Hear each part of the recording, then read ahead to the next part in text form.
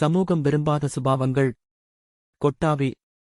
கொட்டாவி இயற்கையாக வரும் ஒரு செயல், பிறந்த குழந்தை முதல் வயதானவர் வரை இயற்கையாக உருவாகும் ஒன்று. ஒரு கூட்டத்திலோ டிரேவல் செய்யும் போதோ வீட்டிலோ ஆபீஸிலோ வைத்து கொட்டாவி வந்தால் கைக்குட்டை வைத்து இலாவமாக சத்தம் இல்லாமல் அதை மிகவும் அழகாக கச்சிதமாக மற்றவர்க்கு சிரமம் கொடுக்காமல் செய்ய வேண்டும்.